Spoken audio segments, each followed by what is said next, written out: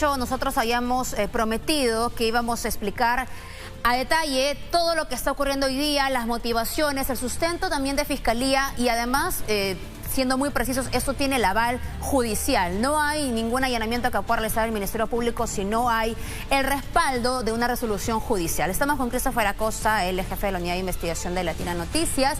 Christopher, y vamos a desarrollar un poco en sencillo, sobre todo tú, lo que ha sido la resolución y el informe de la policía, del Ministerio Público. Buenas tardes. Buenas tardes, Fátima, ¿cómo están? En efecto, la primera pregunta que mucha gente se hace es, oye, ¿cómo se liga esto al asunto del Ministerio de Vivienda? Eso tiene que ver también con Jennifer Paredes, Hugo Espino. Para empezar, esta es una investigación diferente.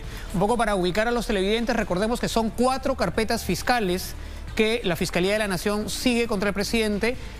Entre cada caso hay algunos personajes que conectan unas historias con otras, pero aquí estamos hablando de un caso completamente diferente al del Ministerio de Vivienda para empezar. ¿Ya? Esta mañana, como hemos visto, se han llevado operativos en paralelo, uno a una parte política de la que vamos a hablar, estamos hablando de los congresistas de Acción Popular denominados Los Niños, y otra contra un conjunto de exfuncionarios, círculo cercano del entorno presidencial que vamos a ver en este gráfico, ¿no?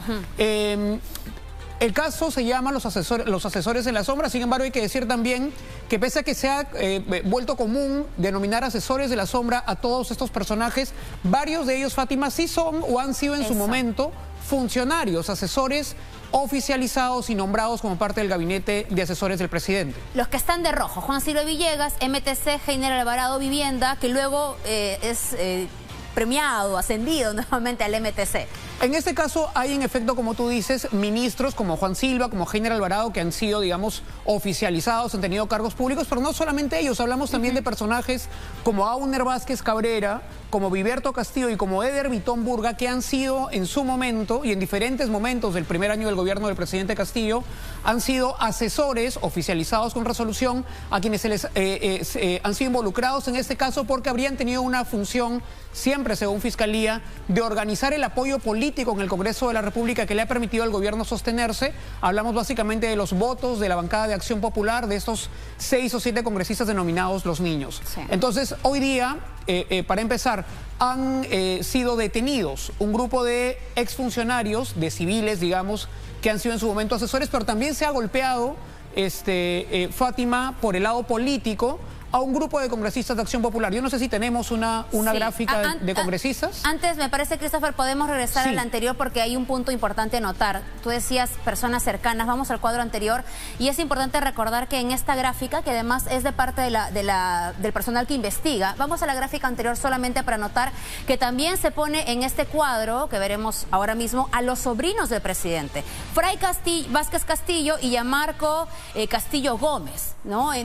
Fray Vázquez Castillo en situación de no clandestinidad, correcto, y Gianmarco Castillo Gómez. ¿Por qué ellos? Vamos a desarrollar más adelante cómo, según los documentos de Fiscalía que han permitido que el Poder Judicial acepte este allanamiento y esta detención, estos personajes además habrían tenido influencia para nombrar funcionarios y personas a las que luego les pedían favores. Por eso es que están incluidos también en este caso.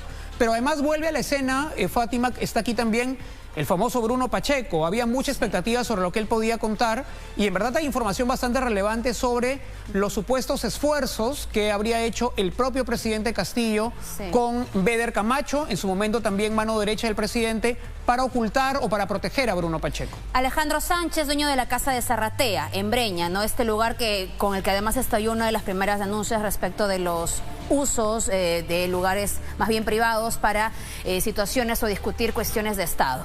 Y Selatir Marrufo, que también ha sido protagonista de una investigación reciente, Punto Final. Correcto. Alejandro Sánchez, como tú bien dices, dueño de la Casa Zarratea, una persona que acompañó a Castillo durante buena parte de la campaña. En algún momento Punto Final también entrevistó a este personaje que decía que era un amigo del presidente, pero que no tenía ninguna influencia en sus temas. También al mediodía, recuerdo. Correcto, que no tenía influencias en sus decisiones. Al parecer no ha sido del todo así. Abel Cabrera, un empresario chotano ligado al sector construcción. Nenil Medina Guerrero, que ya sabemos está detenido. Él sí está involucrado directamente en el caso de Jennifer Paredes y Hugo Espino. Y está Selatir Marrufo, que como dices, en Punto Final lo contamos el domingo, ha tenido mucha influencia en la contratación de personas, no solamente en el Ministerio de Vivienda, sino en otros varios ministerios, y trabajaba bajo las órdenes de Heiner Alvarado. Ahora sí, con el siguiente cuadro que habías pedido, Christopher, donde hay también una información relevante. Hay que entender cuál es la lógica de la Fiscalía para, digamos, ir golpeando a esta supuesta organización criminal en diferentes momentos. La Fiscalía, basada además en trabajo de la policía, ha establecido este esquema o estas etapas, estos momentos del caso macro que se investiga hoy, ¿no? Primero se ha investigado lo que es el financiamiento de la campaña electoral con activos de origen desconocido para obtener futuras ganancias ilícitas. Y luego vamos a ver otro gráfico, Fátima, donde los colaboradores eficaces empiezan a contar cuáles han sido los verdaderos aportes dinerarios, sumas muy importantes que el entorno del presidente habría puesto a la campaña electoral, ¿no? Vamos con el cuadro anterior. Con el cuadro anterior, sí. En el esquema de, digamos, cada uno de los pasos que seguía. Exactamente. Primero se ha investigado, en efecto, lo de los aportes a la campaña electoral. Recordemos que algunos aportes fueron en su momento reportados a la OMPE, pero aparentemente no. Y estos aportes a las campañas habrían tenido una repercusión luego en el cobro de favores. Pasada la campaña electoral, gana, por supuesto, Perú Libre, el presidente Castillo, la presidencia, y lo que dice la Fiscalía es que ocurre un segundo momento de este caso, el copamiento de instituciones públicas para generar activos ilegales. Aquí hablamos de el nombramiento en varias instituciones de personas del entorno político, amical del presidente de la República, lo cual no tendría, Fátima, nada de malo si no fuera porque estas personas habrían sido contratadas en esos espacios para obtener beneficios ilícitos, como también explica la Fiscalía. Esto se ve también en los apartados donde hablan de repartición de cupos a congresistas como una devolución de favores para los votos, para de pronto tener obras y tener también los votos de confianza, etcétera. Esto lo vamos a ver en una etapa más adelante. La que sigue, Fátima, es la de actos colusorios en contrataciones públicas. Recordemos que hay también otra de las investigaciones que sigue la Fiscalía, es el famoso caso del puente Tarata, ¿no? Donde proveedores, un proveedor que gana esta obra, vinculado a Karelyn López, se sabe, está siendo investigado también, además de la propia Karelyn López, que en su momento se me comentó mucho de una supuesta colaboración de ella. No hemos tenido más información de lo que ella está aportando, pero esta tercera etapa en efecto habla de colusión en contrataciones públicas, que además, acuérdate, hay también otras instituciones donde se están investigando contratos millonarios que están ahora puestos bajo sospecha, como por ejemplo en Petroperú, y estas empresas que habrían vendido biodiesel al Estado peruano, al gobierno de Pedro Castillo.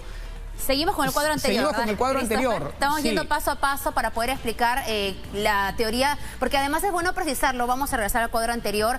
Este aporte viene desde la investigación misma. No ha sido, digamos, invención nuestra, cada una de esta estructura en realidad de los pasos que seguía la presunta organización de los asesores en la sombra. Y luego viene la etapa que tú mencionas, Fátima, que es la de captación y reclutamiento de parte de representantes del Poder Legislativo. Recordemos que el actual Congreso de la República en más de una oportunidad ha intentado por diferentes motivos vacar al presidente de la República, algo para lo cual se necesitan 87 votos. Los votos no se han conseguido hasta el momento y en la hipótesis fiscal eso tiene que ver directamente con el reclutamiento de congresistas por parte del Ejecutivo para evitar que los votos afecten la estabilidad del gobierno. Hablamos aquí básicamente de los congresistas denominados los niños. 6 congresistas de Acción Popular. La primera vez que se habla de este tema, recordemos que fue cuando Karelyn López cuenta que había este grupo de congresistas que a cambio de apoyar temas prioritarios para el Ejecutivo en el Congreso recibían obras y contratos. Pues luego se conoció que están ahí el congresista Doroteo, el congresista Luis Vergara, luego los vamos a ver en una gráfica también, pero esta cuarta etapa tiene que ver con una supuesta protección desde el Congreso de la República para que el gobierno pueda seguir adelante con el plan que tiene en el Estado. Viene luego otra etapa, Fátima.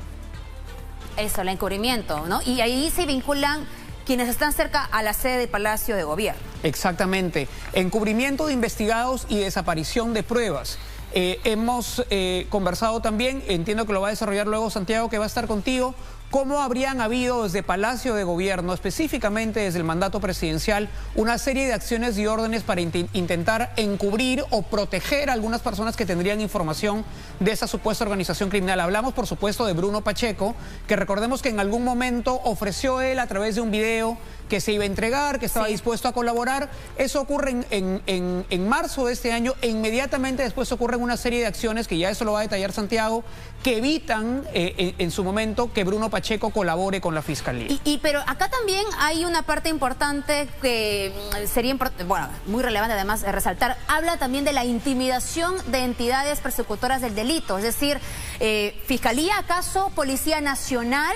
Hablamos incluso de aquellos que denuncian, incluso es autoridades de la Policía Nacional.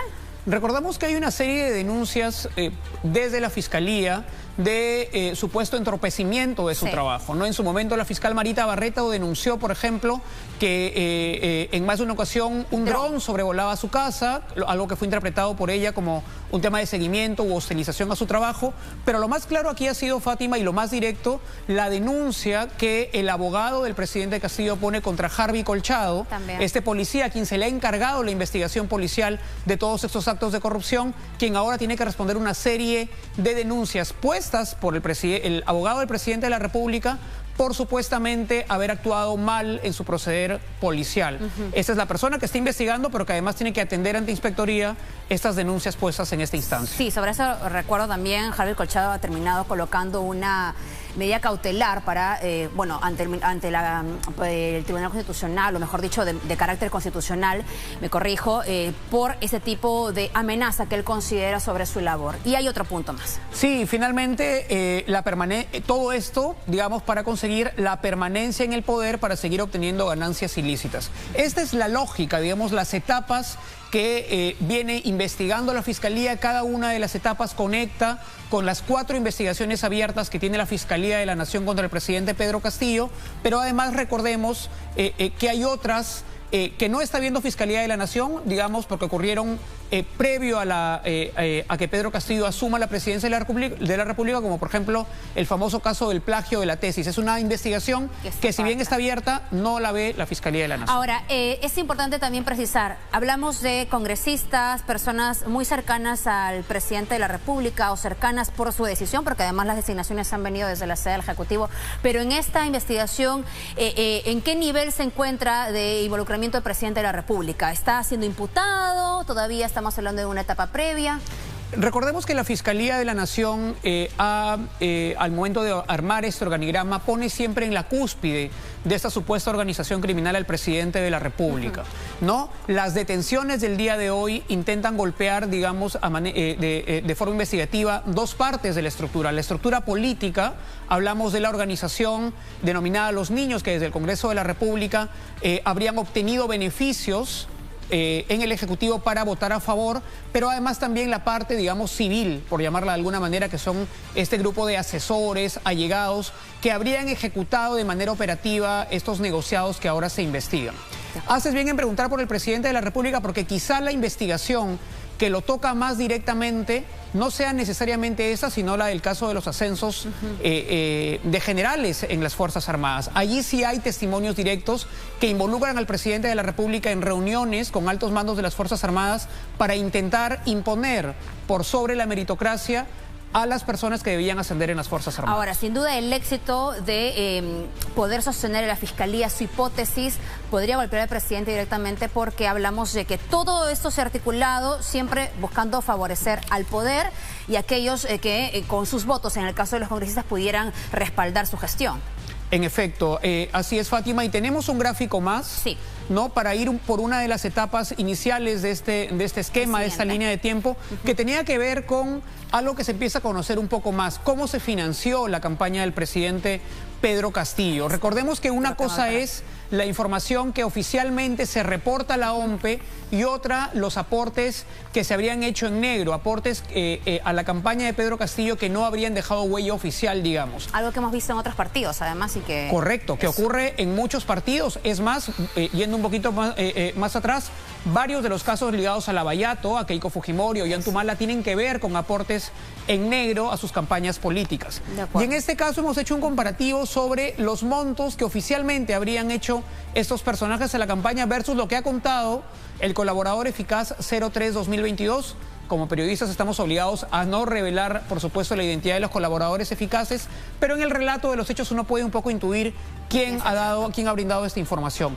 Abel Cabrera, empresario constructor chotano, relacionado al involucrado en lo que se denomina el buró político, a través del cual el presidente tomaría algunas decisiones. Según la OMPE, donó 23.000 soles a la campaña de Pedro Castillo. Sin embargo, el colaborador eficaz ha señalado que son más de 500.000 soles. Aquí le faltó un cero a nuestro grafista. Son más de 500.000 soles.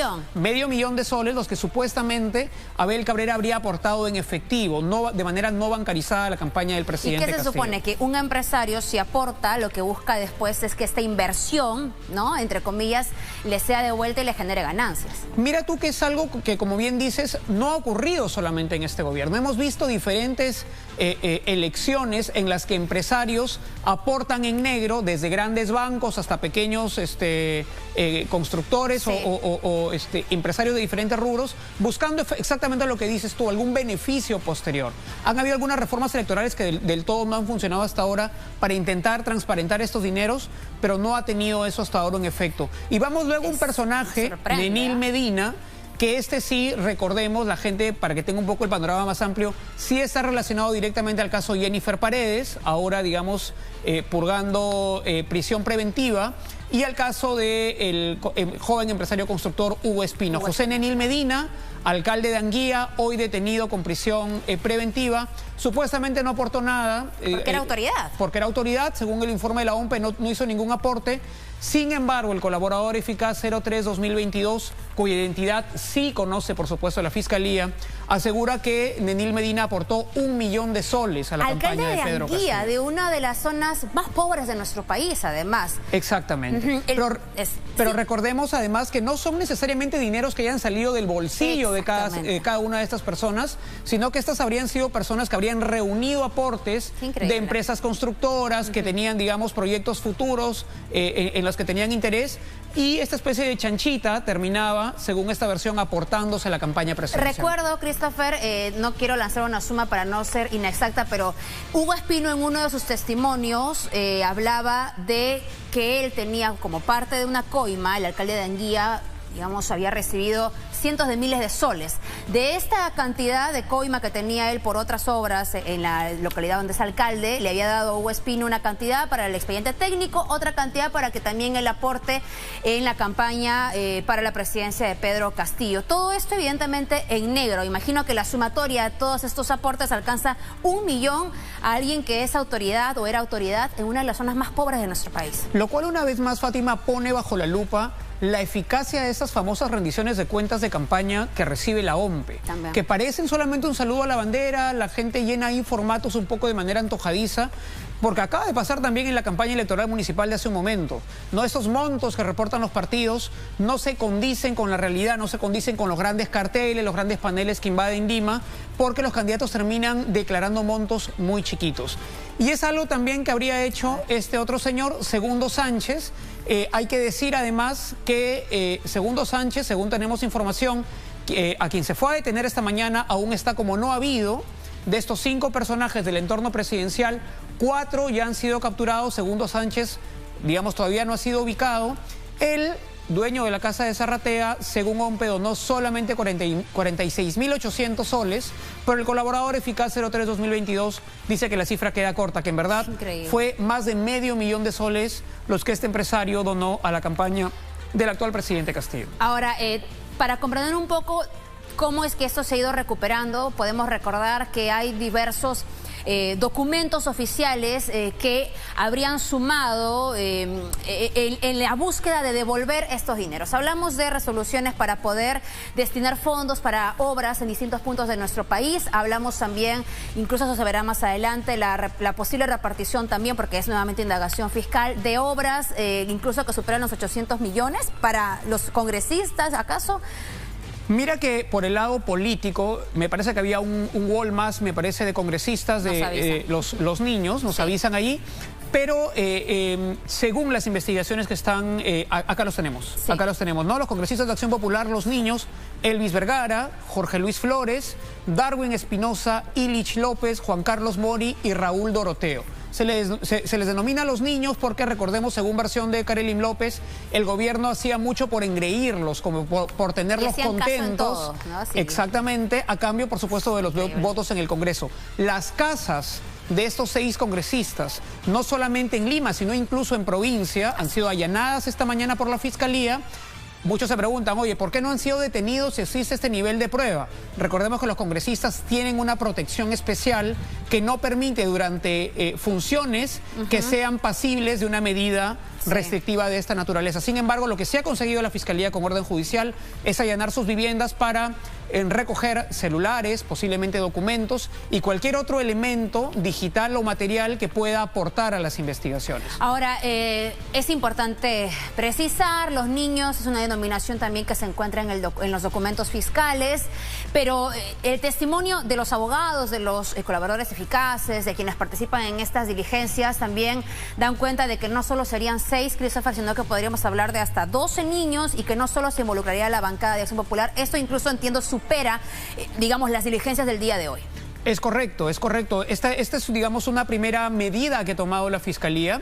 Sin embargo, hay que decir que no solamente está la sospecha del voto, de la manera en que vota esta facción de Acción Popular en el Congreso de la República, sino también la Fiscalía ha accedido a una lista de currículums de personas que habrían sido recomendadas por estos congresistas para obtener altos cargos en el Ejecutivo, ¿no? Entonces, aquí sí habría un intercambio de favores para mantener los votos de esta facción de Acción Popular en el Congreso de la República. Se habla de 12 currículums para igual número de puestos en el Estado, pero además en punto final también, Fátima, en su momento hemos contado cómo congresistas, no solamente de Acción Popular, por ejemplo, Podemos, el congresista Wong, conseguía que su asesor y algunas personas muy cercanas de su entorno consigan puestos de trabajo en el MTC. De eso incluso sacamos un video en la que se veía a Juan Silva reunido con Wong y Wong le agradecía el haber nombrado a quien en su momento fue su asesor como parte del Ministerio de Transportes y Comunicaciones. Entonces, este intercambio de favores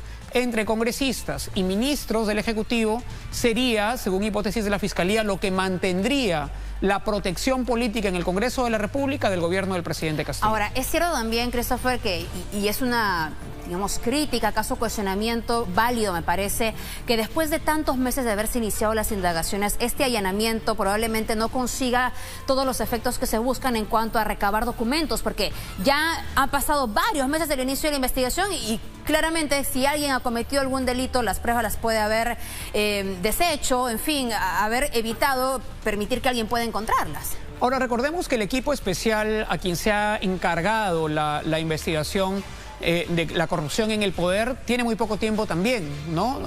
Me lanzo a decir que quizá como 2 o 3 meses, el tiempo en el que este equipo fiscal específicamente o especialmente abocado a esta tarea, que además cuenta con el apoyo de Harvey Colchado desde la DIVIAC y la policía, tiene muy poco tiempo, ¿no?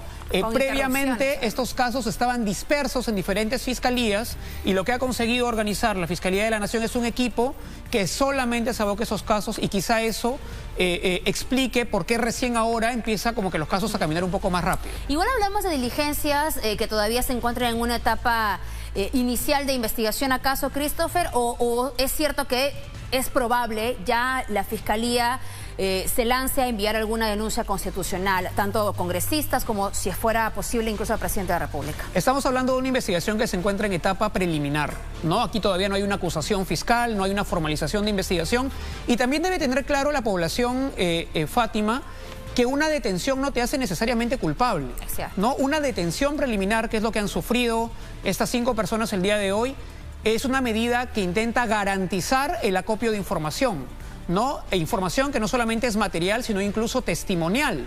Entonces, luego de esta detención, de los testimonios que en los siguientes 10 días estas personas ofrezcan a la Fiscalía, podrá la Fiscalía determinar si esas personas siguen siendo investigados, si los retira de la investigación o incluso, como se ha dado en varios casos, los convierte en colaboradores eficaces. Que es un poco el argumento que utiliza la defensa del presidente de la República, ¿no? Que se intenta amenazar a quienes se puedan sumar como colaboradores en la investigación. Pero es importante recordar que quien quiera ser colaborador eficaz tiene que participar con pruebas y con la corroboración, además, que se pueda hacer posible la corroboración de todos sus dichos. Y hablando de colaboradores eficaces, el equipo de la unidad de investigación que viene revisando todos esos expedientes ha dado con la inclusión de un nuevo colaborador eficaz. Hasta ahora teníamos 3 colaboradores eficaces, digamos que en diferentes etapas de este caso político han tenido protagonismo en diferentes momentos, pero hay un nuevo colaborador eficaz que está ofreciendo información de la protección que desde Palacio de Gobierno se le habría dado a Bruno Pacheco,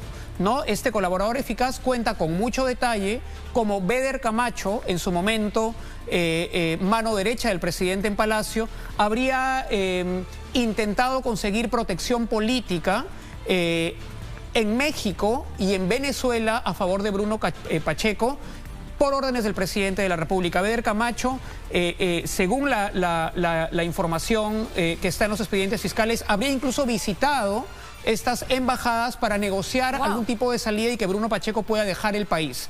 El nivel de detalle de la actuación de Beder Camacho es muy amplio, y recordemos además que Beder Camacho no ha sido incluido en estas detenciones pese a la cercanía que ha tenido con el poder. Estás... Bueno, no podemos revelar ningún nombre del colaborador eficaz, Christopher, pero el detalle es bastante importante.